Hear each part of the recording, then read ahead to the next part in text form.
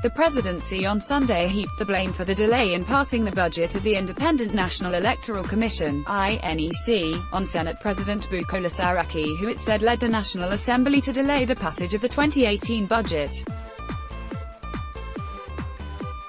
In a response to Saraki's argument that the executive ought to have submitted the INEC budget earlier rather than waiting until the lawmakers were going on their statutory break, the presidency asked the Senate president to look into the mirror and what he will see will be his own face.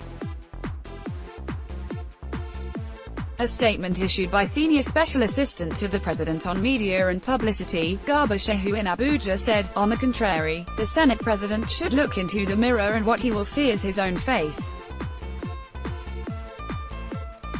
He is solely to be held responsible for deliberately driving the nation to this cliff edge as far as the preparations for next elections are concerned. It is not true that INEC submitted their draft budget to the presidency in February. No, it came much later, but even then, this is not the real issue. The fact that their proposals came well after the president had laid his budget for the year 2018 before the National Assembly meant that their own will be sent as supplementary budget. This was clearly stated to them by the Minister of Budget and National Planning. Also read, defection, declare Stella Ojoa's seat vacant. A supplementary budget cannot be submitted until the main budget is passed, and so, the delay in passing the main budget was the reason for the delay. The National Assembly passed the 2018 budget 7 months after the document was submitted to the National Assembly by President Buhari. Unless someone has forgotten, the budget was submitted to the National Assembly and it took the Saraki-led National Assembly 7 months to release it.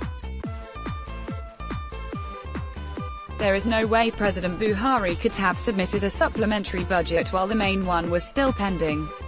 It is never done.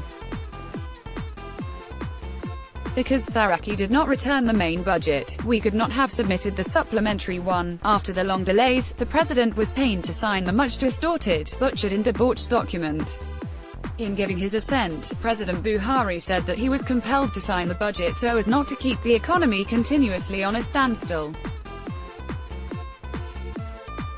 In his words, when I submitted the 2018 budget proposals to the National Assembly on the 7th of November 2017, I had hoped that their usual legislative review process would be quick, so as to move Nigeria towards a predictable January to December the financial year. It is also worthy of note that this is the first time in Nigeria's history that a government would bring together the cost of an election in one budget, with each agency involved invited to defend their portion of the budget before the National Assembly. It is all part of the transparency that this government is known for.